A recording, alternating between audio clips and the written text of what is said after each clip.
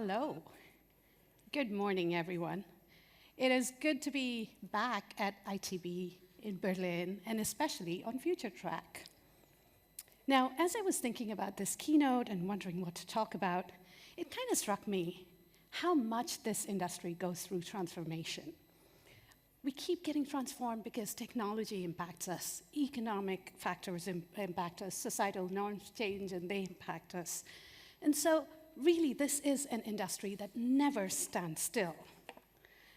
And, if you're like me and you're wondering where the first 2 months of 2024 have gone, well, you're not alone. It wasn't that long ago that we were facing what seemed like catastrophe.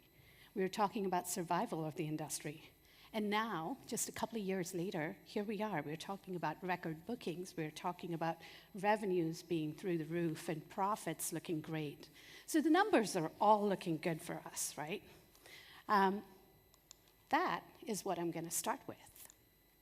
So if we look at the global travel market, what do the numbers tell us? And I certainly hope that, if I'm invited back next year, I am not going to show that 2019 dip to 2020. I think we are all really, really tired of that. And we want to leave it behind. So let's just focus on the future. Now, in 2023, we actually exceeded 2019 in terms of global gross bookings, which is absolutely fantastic, and another reason why we want to leave the pandemic behind us. We were at about $1.82 trillion in global gross bookings, and that includes air, it includes hotel, short-term rentals, car, rail, tours, packages, and even the tours and activities sector. And if we look at year-over-year change, taking 2019 as the base, then one thing that we're starting to note as we went into 2023, 2024, and even further into 2025, is that growth rates are starting to normalize. Because we're seeing sort of supply and demand start to normalize as well. We're seeing supply come in, air capacity, the hotel pipelines look good. Revenge travel is starting to be kind of left behind. Consumer travel desire is still very strong, but again, we're not kind of that imperative, I have to travel, is receding a little bit. And so as those patterns come back to normal, we're going to see growth come back to sort of single digits, which is where it used to be before the pandemic. The other thing that perhaps we don't expect to see come down is online penetration. So the pandemic really gave a boost to online booking.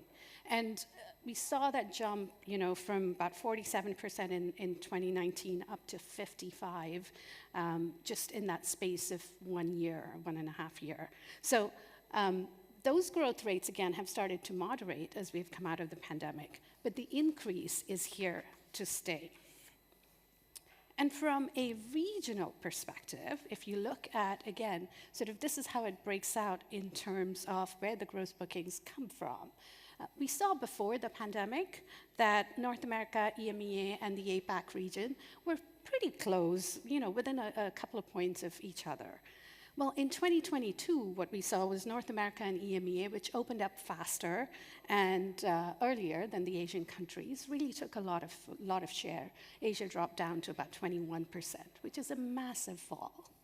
But now, as they've opened up and over the next couple of years, we're going to start seeing some normalcy come back. So by 2025, Asia will be back to about that 29-30% range of global gross bookings.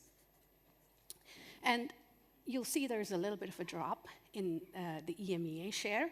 Now, remember that we're talking about dollars here. And there are several drivers why we expect to see the share of EMEA come down. Part of it is just a substitution effect. So where we see certain countries pulling back on short-haul flights and trying to substitute that with rail. There's also a little bit of other sustainability factors in there. So we see caps on tourist numbers in certain destinations coming in. So that's going to have an impact. And then, a little bit of just sort of the surge in pricing sort of coming down. So lots of factors there. And if we look at it at a segment level, it's really, really interesting. There's one big winner out of the entire pandemic, and that's short-term rentals, hands down. Just look at that. From 2019, if we just take 2019 as sort of the base again, by 2025, short-term rental gross bookings will be nearly double where they were. All the other segments are sort of in the teens, 10 to 15% range, but short-term rentals, just that rise has been very meteoric. Now, it's all great, right? We all love good news, but the headwinds that we're seeing in the industry, they've abated, they haven't gone away. So inflation is coming down. The IMF forecasts look great for growth. Inflation forecasts are coming down. But inflationary pressures haven't completely gone away yet. Historically, they're higher than where they used to be historically. We're still dealing with a number of geopolitical issues, including a couple of wars, and those continue to cast a shadow. There was a mention in the last earnings season about cancellations in the Middle East that some of the US carriers are seeing. Some of the OTAs mentioned it also. And then there's this conversation about staffing shortages that it's, again, receded a little bit from the headlines that we saw a couple of years ago. Jobs in travel and tourism have started to come back, but we still face some shortages. And talking about that brings me to diversity. If we look at the most recent numbers from the WTTC, in 2021, those are the latest figures that they have, the travel and tourism sector employed 40 million women. Directly and indirectly, it impacted 100 million women.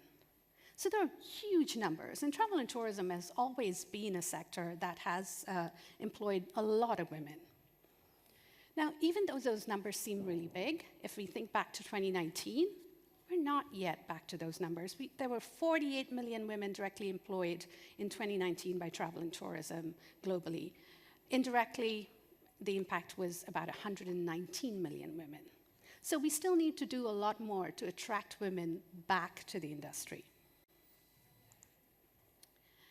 And not just gender diversity. The industry also needs to think about how to increase diversity across the board. Multiple research studies from Harvard, from McKinsey, BCG, they've all shown that a diverse workforce is really good for business overall. Companies who have women in leadership roles tend to be more profitable, they tend to be more socially conscious, and they also are better at serving customer needs. Ethnically diverse companies are more profitable than their peers. So there's no good reason why we shouldn't, as an industry, be looking at our diversity numbers and trying to increase the diversity in this industry. And DEI, diversity, equity, inclusion, matters even more when we're talking about the age of AI, and I will talk about AI in a bit. We've all read about anecdotes about bias in AI models, how biometric systems wrongly identify, especially people of color. And as AI becomes more mainstream, the models have to be trained so that they can eliminate or really minimize bias. Inputs from diverse teams are critical for that to happen. And then there's sustainability. 2023 was the warmest year that we've ever had on record. Annual average temperatures came really close to that 1.5 Celsius threshold that was set in the Paris Agreement. And every month between June and December last year set records, not in a good way. The Glasgow Declaration for Travel and Tourism was really clear about the two scenarios that we as an industry need to think about for climate change action. We either need to decouple tourism from emissions, so the net zero, or we need to accept that we need to curb tourism as a whole. Now, none of us wants that second scenario, right? So really, there's only one option, that we have to take action. And if we think about sort of all of the things that are going on around us, we see evidence of this action sort of coming through. There are companies, there are governments that are starting to limit tourism to but new fees on entry, et cetera. Everything from introducing sustainable aviation fuels or banning short-haul flights. Is that enough? I don't know. I think a lot of people would disagree with that. And for us as an industry, if we want to reach that goal of net zero by 2050, unilateral action, just by companies, by governments, it's not enough. We have to get travelers to be equally invested in the outcomes. Unfortunately, as of now, a large majority of travelers are simply not. Now, don't get me wrong. It's not that they don't care about the environment or about sustainability overall. But when you delve a little bit deeper, and we did at Phocuswright, we did a recent research study, we found some very interesting things. First and foremost, there is a very limited understanding of sustainability. And most of that relates to climate change or to environmental factors. So things like avoiding single-use plastics or recycling, not having your hotel room cleaned daily. Those are things that most people recognize as sustainable measures. What is not understood so well is the cultural and economic aspects, which are equally important. And we have to find a balance between all of these different facets for any of the actions around sustainability to be impactful. So, as I said, travelers do care about the environment, but their actions don't always reflect that sentiment. We asked travelers in 6 countries across Europe and then including the US also about their attitudes. What do they think about certain sustainable measures? And then we checked back to see what they actually did. So we wanted to find what the gap was between their beliefs and their actions. Slightly over half said to us that they were more likely to choose a mode of transportation based on the carbon footprint, so taking a train instead of flying. In actuality, less than 1 in 10 chose transportation that was low emissions or had a lower footprint. You can see 3 to 8% actually also said that, hey, we bought carbon offsets for our trip. We saw the same thing with lodging. About half said that sustainability was a factor in their lodging choice. When it came to actual action, 1 in 10 said it was among the top 5 criteria that they considered when booking a hotel. It's always sort of price is top. That hasn't changed in years. There's also very limited awareness of eco-certifications. They don't help in driving consumer choice. That's not surprising, because there are so many different badges and so many different options that say this is a green choice. But there's very little transparency in terms of what that actually means. There's no real standard that we follow as an industry. Over-tourism is another factor that we looked at. And that's a bit of a mixed bag. So it is a turnoff for some tourists. 20 to 30%, depending on the country, said to us that, we try to stay away from really crowded areas. We choose a hotel that's not in an urban center. But only 15 to 20% said that they would visit a destination that wasn't a mainstream tourist destination, that was off the beaten path. So yes, the caps on visitor numbers, well, I think we're going to need them for a little while longer. In terms of economic sustenance, most travelers do want their money to go towards supporting the local economy. At least half of all travelers said that, we really want our money to stay in the community that we're visiting. But again, that gap to action is really wide. Visitors don't prioritize, they don't even ask, are the souvenirs I'm buying made locally, made by local artisans? Are they staying in a property that is locally owned, where the money goes to local owners and workers? Does the restaurant source ingredients from somewhere local? None of those questions really factor in. And one more thing. Individuals don't think that it's their responsibility to take part in every sustainability initiative. They want government, they want companies, destinations to take the lead. So what do we do about it? How do we bridge that gap? Well, there are a few things that I think are fairly easy to do. One is we need to define sustainable choices really clearly, make it clear what is sustainable, communicate, educate. We have to spread information across different touch points, across that entire trip life cycle, not just at the beginning to say this is sustainable, but everywhere along the trip life cycle. We need to make recommendations more digestible to say, hey, if you choose this, this is the impact. That's the why. Sharing the why is super important. Okay, and then technology. You can't avoid it.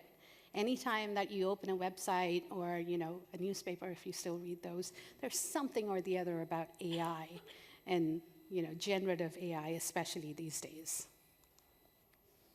And so sometimes it's like really hard to think that it was only 15 months ago that ChatGPT was publicly launched. So if I look around this room and I asked you, this time last year, how many of you really even knew what a large language model was? Show of hands. Anybody knew? If we were talking about ITB in 2023, I see 1, 2, 3, maybe a handful. How many of us know what it is today? A large language model. A few more. It's kind of become more commonplace to know what those models really are. But it really still surprises me how quickly generative AI has taken over our imaginations and how quickly this technology is developing, it's moving forward. We've gone from what was just a conversational interface with ChatGPT in the early days to now being able to create video from text prompts, even video from photos. So it's in some ways a little scary. And if we think about the travel industry, while this technology has been developing so quickly, how has the travel industry reacted? Well, a lot of the travel companies are actually jumping in. They're experimenting with this technology. You see it, the large OTAs.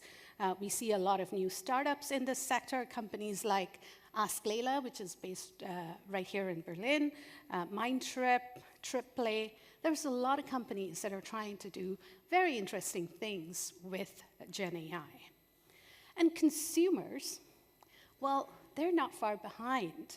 According to our latest survey, which we conducted across 7 countries, awareness of generative AI is really high. It ranges from about 2/3 to nearly 80%. Usage is still limited, and this is, I'm talking about in general, and that's, I think, because there aren't that many applications out there yet for consumers to try. And the awareness is spread across age groups. So technology in general tends to kind of percolate slowly, starting with the younger folks and then going, to the older age groups later. But awareness is already super high if you think even about the 55+ age group. More importantly, people are comfortable already using Gen AI. Think back to how long it took us to even adapt to online travel booking, and look at the comfort levels now if there was a tool that allowed us to use Gen AI in the ways and to the extent of the capabilities that exist. Among those who are aware, the percentage ranges from about 30% in France to about 50% in the US. Now, here is where we start to see that age gap. So the younger consumers are obviously most comfortable. They say that they'd be okay to use Gen AI. Even those in the 35 to 54 age group say, yes, we'll use it. Older consumers are maybe a little bit behind. And if you think about use cases, they're just everywhere. I don't think we could catch up to all of the different things that people are trying with Gen AI in travel. So this chart is from Lufthansa Innovation Hub's Travel and Mobility Tech newsletter. It talks about sort of, what we can use it for, from travel planning and customer support and management, all the way to internal knowledge sharing. And this is not even sort of, covering some of the more recent things that have been out in the press. So that's all great. But what next? If we believe Mr. Gates, the agents are coming. And he's referring to autonomous agents, agents who act on your behalf. They carry out tasks with your permission. They don't look like, well, this, or this, or this. We're not talking about robots. We're talking about autonomous agents. Back in January, feels like a long time ago. It was only about a couple of months ago. This device, the Rabbit R1, really created a big splash at CES, the Consumer Electronics Show. What it could do, what the demo showed, was that it could use voice commands to do certain tasks. So if you wanted to call an Uber, you just had to, be connected. Your Uber account had to be connected to the device, and it could call an Uber for you. Of course, pre-order sold out. The question is, does this replace your phone? Do you want to carry another device? Or is it more likely that, something like this could happen? Take a look. This on the right, you'll see, this is a demo from a company called Multion. It's a Chrome extension that runs in your browser. And as long as you've given it permissions, you just have to say, this is what I want to do. And it connects to all the different websites and can actually make a booking for you.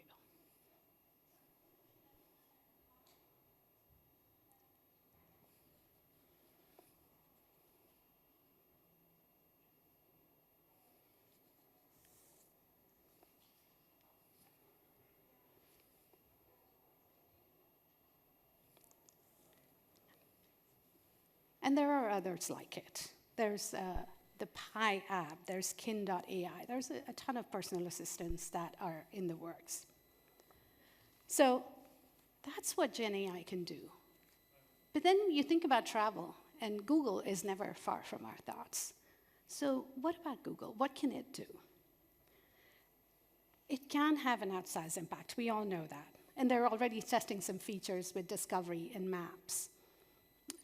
Now, we've seen in our consumer data that where maybe a few years ago you would start your search with Google, the search engine, people have been migrating towards maps. So you start your search in maps, and they've been adding functionality, right? You can search for hotels, you can search for things to do. So as those things have been added to the Google Maps interface, we've seen people consumers migrate to where they're looking at Google Maps as a point to start their search. Now, Google has a lot of data about us, about our preferences. So when you combine that with AI, can Google Maps become the one travel app that we really all need? A hyper-personalized app. We talk about personalization in this industry all the time. That requires data. So could it be that this is the future? Could it be that Google becomes the full-scale travel app? I don't know, we'll see. But it's interesting. The possibilities are interesting. And then, of course, there's the ROI. I mean, generative AI, any AI, is not cheap. So what the industry is trying to figure out is what's the ROI of investing a lot of money in Gen AI? I think Matt Goldberg, the CEO of TripAdvisor, gave us an idea. This is from when he was talking at the earnings call back in November, sharing their results. TripAdvisor launched a generative AI trip planner last July. And he said that during the first 3 months in beta, members who created itineraries generated, on average, 3 times higher revenue than the average TripAdvisor member. TripAdvisor also used AI to create refreshed destination content. And that content was driving 15% more saves and double-digit revenue increases on the pages that had those enhancements. So there is some real money there, which is important, right?